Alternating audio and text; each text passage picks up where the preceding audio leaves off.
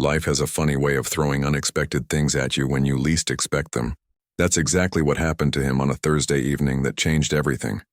He was 34 years old, living a quiet life in Seattle. His days followed the same comfortable pattern. Wake up early, go for a run, spend long hours at his architecture firm, and come home to an empty apartment. Weekends meant solo hikes in the mountains, just him and nature. No drama, no complications, no heartbreak. That's how he liked it after his divorce 3 years ago. The divorce had been rough. Not the kind where people throw things and scream, but the slow, painful kind where two people realize they've become strangers living under the same roof. After it was finalized, he made himself a promise. No more getting attached. No more opening up. Just work, hobbies, and peace. His younger sister never understood that. She was always trying to set him up with her friends or drag him to social events. You can't hide forever, she'd tell him. He'd just smile and change the subject. But that particular Thursday, she was persistent. There was an art exhibit at a local gallery, and she absolutely needed him to come with her.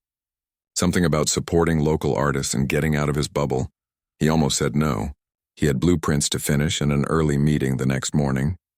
But something in her voice made him agree. Maybe it was guilt for missing her birthday dinner the month before. Maybe it was just bad timing. Whatever it was, he found himself standing in a small gallery that evening, surrounded by paintings and sculptures, holding a glass of cheap wine he wasn't drinking. That's when he saw her. She was standing in front of a collection of ceramic sculptures, talking to a small group of people.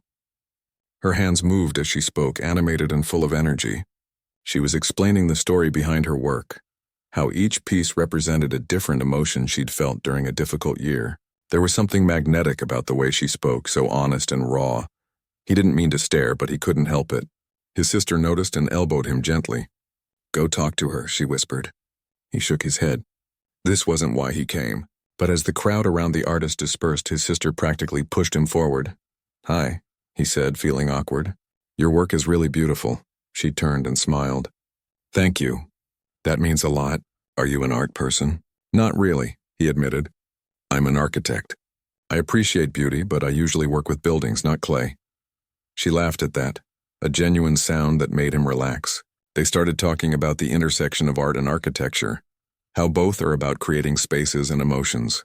Minutes turned into an hour. His sister had long since wandered off to look at other exhibits. The conversation flowed easily, jumping from topic to topic. She told him she was visiting Seattle for 6 months on an art fellowship, working on a new collection. She was from San Diego originally, staying with friends while she focused on her craft. He told her about his work, about designing buildings that made people feel something when they walked inside. It was one of those rare conversations where time seems to disappear. The kind where you forget you're standing in a crowded room because you're so focused on the person in front of you.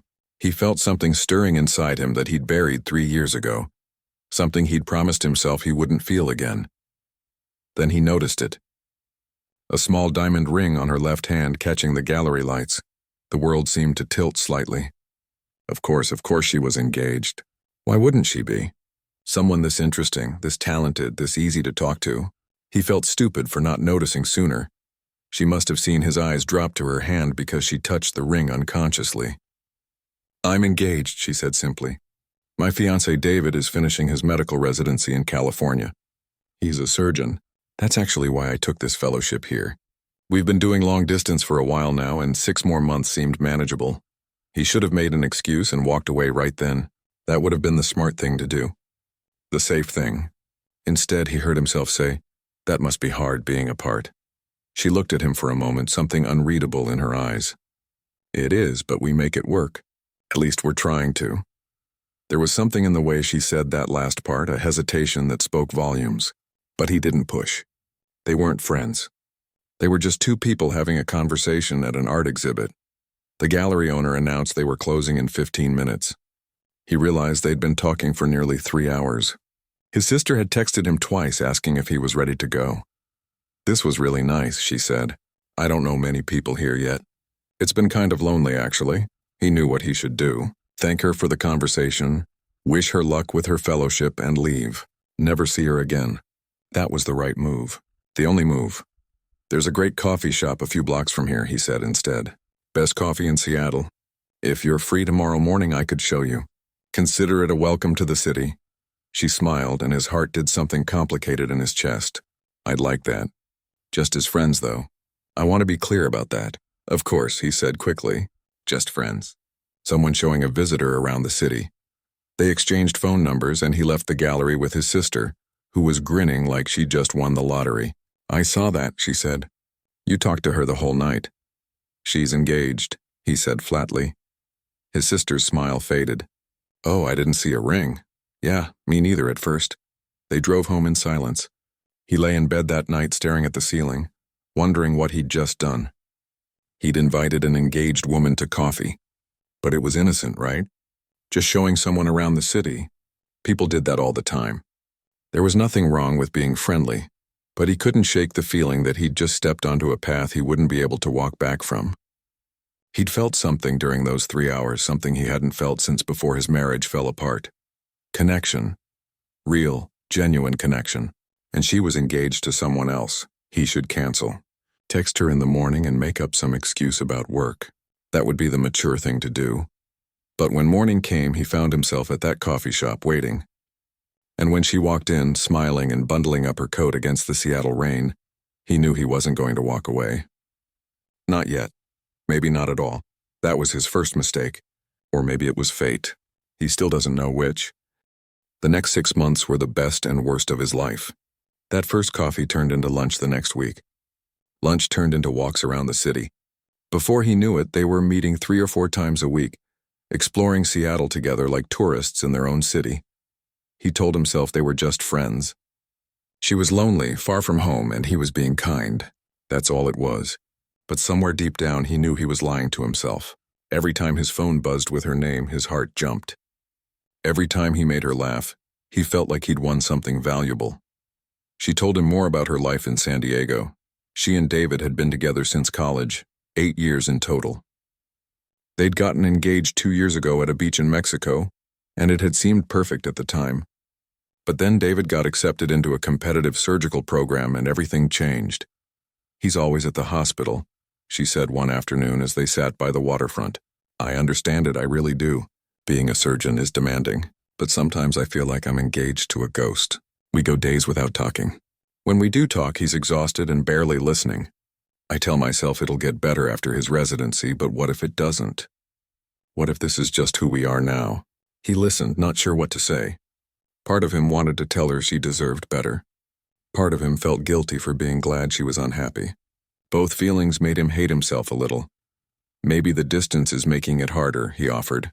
"When you're back together in the same city, things might improve." She looked at him with sad eyes. "Maybe. I used to believe that. Now I'm not so sure."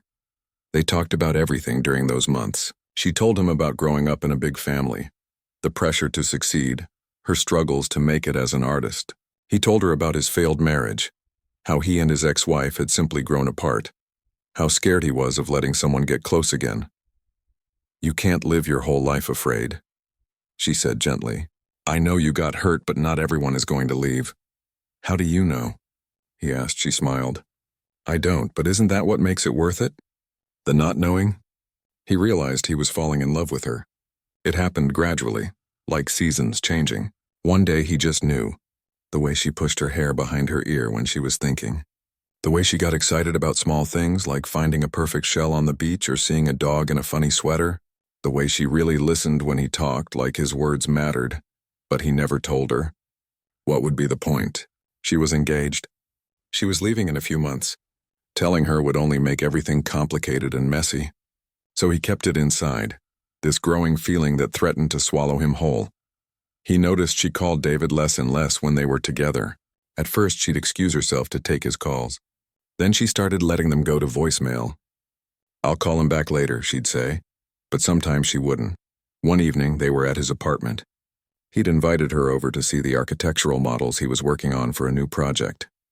They ended up ordering pizza and watching a movie, sitting on opposite ends of his couch like there was an invisible line between them. During a quiet scene in the movie, she said, "I'm really going to miss this when I leave." His stomach dropped. He'd been trying not to think about her fellowship ending. 2 more weeks. That's all they had left. Miss what? He asked, though he knew. These conversations. You make me feel like myself again. I didn't realize how lost I'd gotten until I came here. You're not lost, he said quietly. You're just figuring things out. She turned to look at him, and there was something in her eyes he couldn't quite read. Am I? Because I feel more confused than ever. The air between them felt heavy, charged with things they weren't saying. He wanted to move closer, to touch her hand, to tell her everything he'd been holding back. Instead, he turned back to the movie. David wants to set a wedding date, she said suddenly. As soon as I get back. He thinks we've waited long enough. The words hit him like a punch. What do you want? He managed to ask. She was quiet for a long time. I don't know anymore. They didn't talk much for the rest of the night. When she left, the hug they shared lasted a few seconds longer than usual. He closed the door and leaned against it, feeling like he was drowning. He started pulling back after that night. Not dramatically, just enough to protect himself. He was busy with work, he'd say. He had meetings. He couldn't meet for coffee today. She noticed but didn't push, and that somehow made it worse. 3 days before she was supposed to leave, his phone rang at midnight. It was her. Can I come over? Her voice sounded strange, thick, like she'd been crying. Of course. Are you okay? No, I'm really not. She arrived 20 minutes later, her eyes red and puffy. He'd never seen her like this. He led her to the couch and just held her while she cried. She didn't explain at first, just cried like something inside her had broken. Finally, she told him. She'd called David to talk about the wedding planning. He'd been distracted, short with her. She pressed him about why he seemed so distant lately. That's when he admitted it. There was someone at the hospital, another doctor. They'd been seeing each other for 3 months. Nothing serious, he'd said, like that made it better. He wanted to know if they could work through it, if she could forgive him. He sat there, holding her, feeling a complicated mix of emotions. Anger at David for hurting her. Relief that she was free. Guilt for feeling relieved. Love that he still couldn't say out loud. I told him we're done, she whispered. I can't marry someone who does that. Who lies for months. I deserve better than that. You do, he said firmly. You deserve so much better. She pulled back and looked at him with those sad, beautiful eyes. I need to ask you something, and I need you to be honest. His heart was racing. Okay. Have these past 6 months meant something to you? More than just friendship? The question hung in the air between them. This was it. The moment to be honest or keep hiding. Yes, he said simply. They've meant everything. The morning after that conversation, everything felt different. She was still staying at her friend's place, but she'd fallen asleep on his couch around 3 a.m, exhausted from crying. He'd covered her with a blanket and tried to sleep in his room, but couldn't. When she woke up, he made coffee. They sat at his kitchen table in the early morning light, not quite sure what to say. I should go home, she said. Not to your place, I mean to San Diego. I need to pack up my apartment, tell my family everything, figure out what to do with the studio space David and I were sharing. His heart sank, but he nodded. That makes sense. You need to handle things there. But here's the thing, she continued, holding her coffee cup with both hands. I don't know who I am right now. I've been with David since I was 22. That's my entire adult life. And these past 6 months with you, they've been amazing. But I'm scared I'm just running from one relationship to another. I'm scared I don't know how to be alone. He understood what she was saying, even though it hurt to hear. So what do you want to do? She looked at him with tears in her eyes again. I need time. Real time, by myself. To figure out who I am without David, without anyone. It's not fair to you, I know that. You just told me these months meant something, and here I am asking you to wait while I sort myself out. But I can't start something new while I'm still broken from something old. Does that make sense? It did make sense. It made perfect, terrible sense. How much time? He asked. 6 months. The same amount of time we've known each other. I need to go home, heal, really heal, and figure out what I want my life to look like. Not what my family wants, not what David wanted, but what I want. 6 months felt like forever, but what choice did he have? Tell her to stay and start a relationship while she was still hurt and confused? That wouldn't be fair to either of them. Push her away completely? He couldn't do that either. Okay, he said quietly. 6 months. But I need to know this is real. That there's actually a chance at the end of this. Because I can't spend half a year hoping for something that's never going to happen. She reached across the table and took his hand. It was the first time they'd really touched like that, and it sent electricity through him. It's real. I promise you it's real. I just need to be healthy first. To be whole. You deserve someone who's whole, not someone who's just looking for a way to stop hurting. So that's what they agreed on. She would go back to San Diego. They would stay in touch but keep some distance. She would work on healing and he would wait. It wasn't perfect, but it was the best they could do. The day she left, he drove her to the airport. They didn't say much in the car. What was there to say? Everything and nothing at the same time. At the departure gate, they hugged goodbye. Thank you, she whispered. For understanding. For being patient. For being you. Come back, he said. When you're ready, come back. I will. I promise. Then she was gone, disappearing into the crowd of travelers, and he was alone again. The first few weeks weren't too bad. They texted every day, sometimes multiple times. She told him about moving out of the apartment she'd shared with David, about the awkward conversations with family members who'd already bought plane tickets for a wedding that wasn't happening. He told her about work, about the projects he was designing, about his sister asking about her constantly. They talked on the phone once a week, usually on Sunday evenings. Those calls were the highlight of his week. Hearing her voice made everything feel possible again, but slowly things started to change. By the third month, the texts became less frequent. The phone calls got shorter. She seemed distracted when they talked, her mind somewhere else. He tried not to read too much into it. She was dealing with a lot. Healing takes time. These things were normal. But doubt crept in anyway, like water through cracks in a wall. Then he saw it. He wasn't trying to snoop, but he was looking at her social media just to feel connected to her. And there were photos. Her at art shows, laughing with friends. Her at the beach with a group of people. And in several photos there was a guy. He appeared too many times to be random. The comments called him Adrian. His stomach turned. Who was Adrian? Why hadn't she mentioned him? He told himself it was innocent, just a friend. But the doubt grew louder. He finally asked her about it during one of their calls. Tried to keep his voice casual. Saw your photos from the beach. Looked fun. Who was that guy in the pictures? Oh, that's Adrian, she said. He's an old friend from college. He's actually been really supportive through everything. An old friend. How old, how supportive? He wanted to ask, but couldn't make himself sound that jealous, that insecure. That's good, he said instead. I'm glad you have support there. But after that call, something shifted in him. The doubt became a constant companion. Maybe she wasn't coming back. Maybe she'd realized she didn't need him, didn't want him. Maybe Adrian was more than just a friend. He started pulling back emotionally, protecting himself from the pain he was sure was coming. His texts became shorter, less frequent. He found excuses to cut their phone calls short. If she was moving on, he needed to move on too, she noticed. You seem distant, she said during one call. Is everything okay? Yeah, just busy with work. Big project deadline coming up, it was a lie. Work was fine. He was the one who wasn't fine. By the 5th month, they were barely talking. He'd convinced himself it was over before it ever really began. He'd been a temporary distraction, something to help her get through a hard time. Now she was moving on with her life, probably with Adrian, and he was just a memory. His friends tried to set him up on dates. He went to a few, trying to feel something, anything. But every woman he met was compared to her, and they all fell short. It wasn't fair to them, he knew that. So he stopped going. He threw himself into work instead, designing a community center that was supposed to represent hope and new beginnings. The irony wasn't lost on him.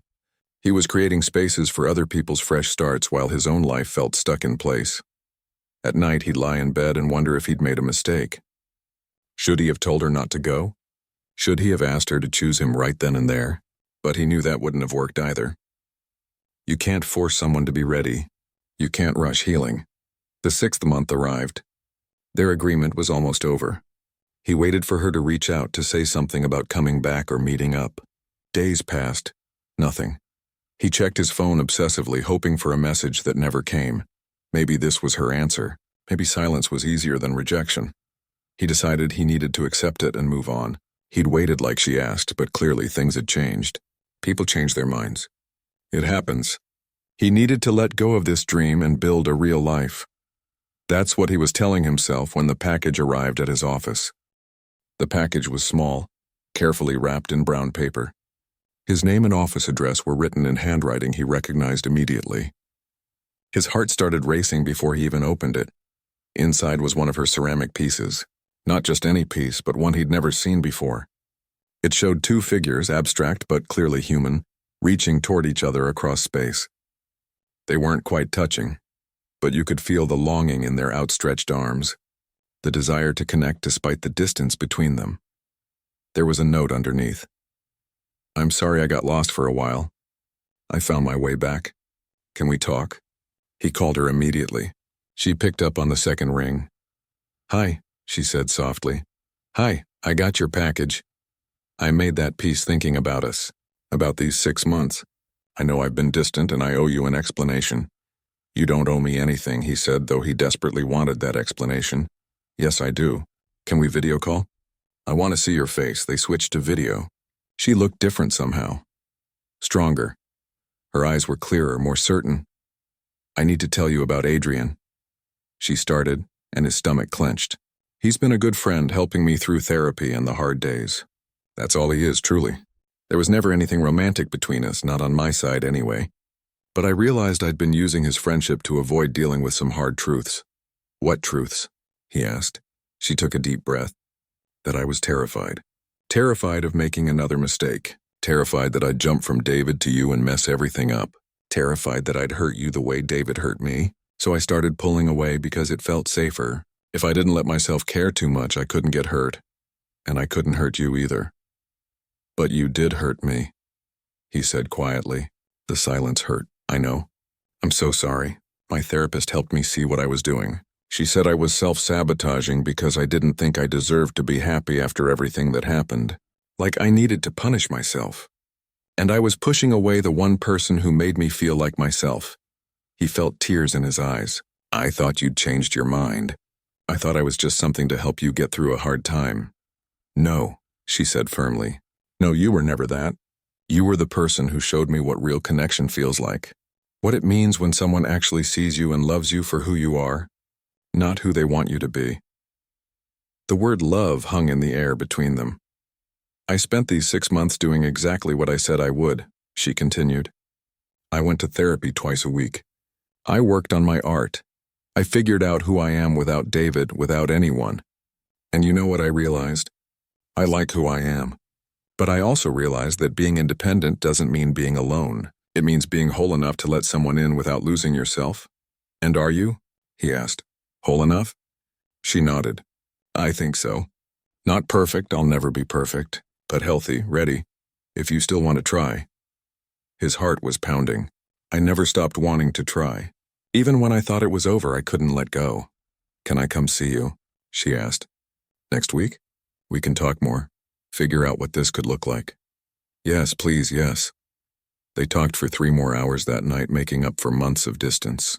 She told him about her therapy sessions, about learning to set boundaries with her family, about finally feeling comfortable in her own skin. He told her about the lonely months, about his struggle with doubt, about the community center he was designing that kept him sane. "I was angry at you for a while," he admitted, "for pulling away without explaining why. You had every right to be angry. I should have communicated better. I was just so scared. I was scared too. I'm still scared." "Then let's be scared together," she said with a small smile. "That's better than being scared alone." The week until her arrival felt longer than the previous 6 months combined. He cleaned his apartment 3 times, changed his sheets, bought flowers, then threw them out because that seemed too much. Then bought them again because he didn't care if it was too much. When he picked her up at the airport, they stood looking at each other for a long moment before embracing. She felt real in his arms, solid and present in a way she hadn't felt during all those months of phone calls and texts. "You're really here," he said into her hair. "I'm really here." They didn't go straight to his apartment. Instead, they went to that same coffee shop where they'd had their first morning together almost a year ago now. It felt right, starting over in the place where it all began. Over coffee, they had the hard conversation. The honest one about what they both needed, what they were afraid of, what they wanted this relationship to look like. "I don't want to rush," she said. "I know we've already spent a year dancing around this, but I want to do it right. Go on actual dates. Take our time. Build something real." "I want that too," he agreed. "But I also need honesty. If you're scared or doubting or struggling, I need you to tell me. No more disappearing, I promise. No more disappearing. They talked about the logistics. She was planning to move back to Seattle, had already applied for a teaching position at an art school there. The distance wasn't sustainable long-term, and San Diego didn't feel like home anymore anyway. I'm not moving here just for you, she clarified. I want to be clear about that. I'm moving because I want to, because this city feels like where I'm supposed to be. But I'd be lying if I said you weren't a big part of that decision. I'm okay with that, he said. Over the next few days, they fell into an easy rhythm. Real dates this time, not just friends hanging out. Dinners where they held hands across the table. Walks where he put his arm around her shoulders. A goodnight kiss on his doorstep that made his head spin. It wasn't perfect. They had moments of awkwardness, times when old fears crept in. She sometimes got quiet, lost in her own head, and he had to remind himself to ask what she was thinking instead of assuming the worst. He sometimes pulled back, protecting himself out of habit, and she had to remind him she wasn't going anywhere. But they worked through it. They talked about their fears instead of hiding them. They were honest even when honesty was uncomfortable. One evening, they were back at his apartment, curled up on the couch watching a movie, when she said, "I need to tell you something." His stomach clenched. "Okay, I love you. I've loved you since Seattle, probably since that first night at the gallery. I just needed time to be ready to say it out loud." Relief and joy flooded through him. "I love you too. I've been waiting a year to tell you that," she laughed, wiping tears from her eyes. "We're kind of a mess, aren't we?" "Yeah," he agreed. "But we're our mess." 3 months after her visit, she officially moved back to Seattle. Not into his apartment, they agreed that was too fast, but into a small studio in his neighborhood, close enough to see each other easily, far enough to maintain independence. The teaching job had come through.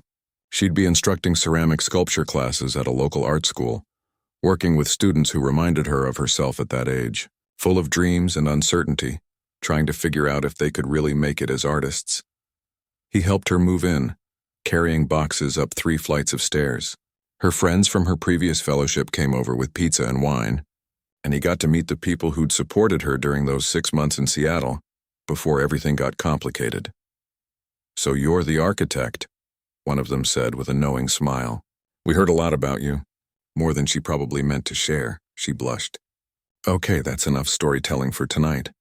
Building a real relationship was different than he'd imagined. The friendship part was easy. They already knew how to make each other laugh, how to talk for hours about nothing and everything. But the romantic part required navigation, learning each other's habits and quirks, figuring out how much space they each needed, dealing with the small annoyances that come with spending real time together. She was messy, leaving art supplies everywhere. He was particular about organization, needing things in their place. They learned to compromise. She kept her workspace contained to certain areas. He learned to relax about finding a sketch on his coffee table. They had their first real fight about 3 months into dating. Something stupid about whose turn it was to plan the weekend. It escalated into a bigger argument about effort and expectations. She accused him of being closed off emotionally. He accused her of being too demanding. They both left angry. He went home convinced this was it. They'd tried and it didn't work. She called him an hour later crying. "I'm sorry," she said. "I don't want to fight. I'm just scared that if we're not perfect, it'll fall apart like everything else in my life." "We don't have to be perfect," he said, his anger dissolving. "We just have to be honest and willing to work through stuff. Can we do that?" "Yes, can I come over?" They talked it out, learning how to fight in healthy ways instead of destructive ones. It was a skill neither of them had learned in previous relationships. They were figuring it out together. Her family visited that winter. Meeting them was terrifying. They'd loved David, had been planning to welcome him into the family. Now there was this new guy, the one their daughter had met while technically still engaged to someone else. The situation was complicated. Her mother was polite but distant at first. Over dinner, she asked him pointed questions about his intentions, his career stability, his divorce. He answered honestly, not trying to hide anything. "I love your daughter," he said finally. "I know the circumstances weren't ideal for how we met. But I promise you, I never intended to come between her and anyone, and I'll spend as long as it takes proving that I'm serious about this." Her mother studied him for a long moment. "She seems happy." "Really happy?" "That's all I want for her." By the end of the visit, her family had warmed up. Her dad even pulled him aside before they left. "Take care of her. And if you hurt her, well, I know where you live now." "Fair enough," he said. Meeting his family was easier. His sister already adored her. His parents were just relieved he'd opened himself up to love again after the divorce. His mom pulled her aside at one point. "Thank you," she said. "I haven't seen him this happy in years." As winter turned to spring, they continued building their life together. Some days were amazing, filled with laughter and easy affection. Some days were hard when old fears resurfaced or life stress made them snappy with each other. But they kept choosing each other, kept working through it. He realized one day that she'd become part of his routine in the best way. Morning runs where she sometimes joined him, or coffee ready when he came back. Evenings where they'd work side by side, him on blueprints and her on sculptures. Weekends exploring new restaurants or hiking the same trails he used to hike alone. She'd brought color into his monochrome life, literally. His apartment now had her artwork on the walls, bright splashes of color that made the space feel alive. They talked about the future sometimes. Carefully, not wanting to jinx anything, but honestly, what they wanted out of life, whether they wanted kids someday, where they saw themselves in 5 years. "I want to be with you," she said simply during one of these conversations. "However that looks, I don't need a perfect plan. I just need you." "Same," he agreed. "Though maybe in 5 years we could have just one apartment instead of 2? She laughed. "Are you asking me to move in with you?" "Eventually. When we're both ready. No rush." A year after she officially moved back to Seattle, they were having dinner at a nice restaurant. Nothing special, just a regular Tuesday.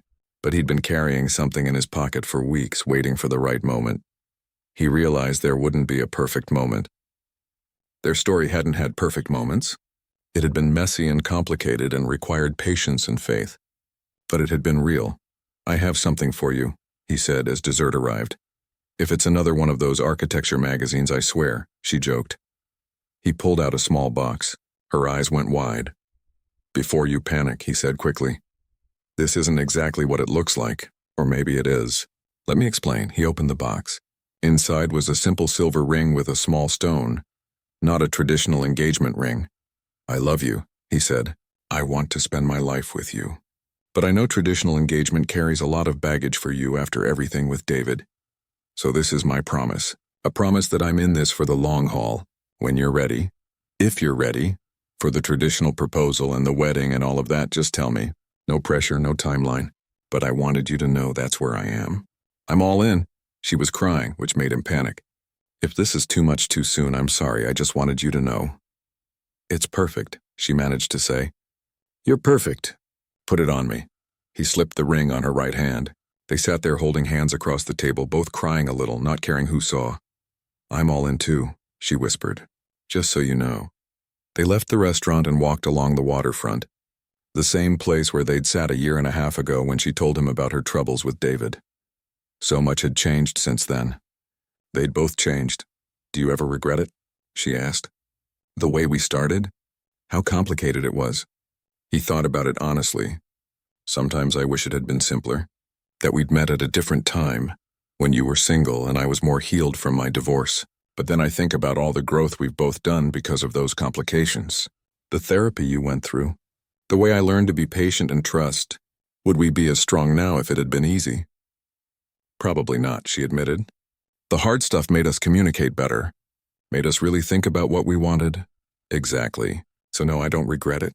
I'd choose this messy story with you over a perfect story with anyone else." She leaned her head on his shoulder. "Me too." They stood there watching the water, two people who'd found each other at the wrong time and somehow made it work anyway. The title of their story was still true. She hadn't been his to keep during those months she needed to heal. But she'd chosen to come back and he'd chosen to wait. And together they'd built something real. Life wasn't a fairy tale. Their relationship would continue to have hard days, disagreements, moments of doubt. But they'd learned something important. Love isn't about perfect timing or ideal circumstances. It's about two people deciding that despite the complications, despite the fears, despite everything, they're going to choose each other. And that's exactly what they did. Every single day they made that choice. It wasn't always easy, but it was always worth it. 6 months later, on the anniversary of that first night at the art gallery, He proposed properly. She said yes before he even finished asking the question. They got married the following spring in a small ceremony with just family and close friends.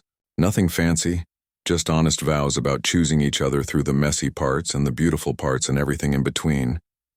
At the reception, his sister gave a toast. "I dragged him to that art gallery," she said with a grin. "I take full credit for this relationship." Everyone laughed. He looked at his wife, still getting used to that word, and she smiled back at him. They both knew it wasn't that simple. It had taken a lot more than one person dragging another to an art gallery.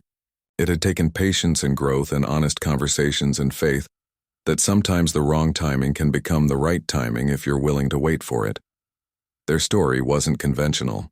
They'd probably never tell their future kids the complete truth about how they met. But it was their story, messy and complicated and absolutely real. And in the end, that made it perfect.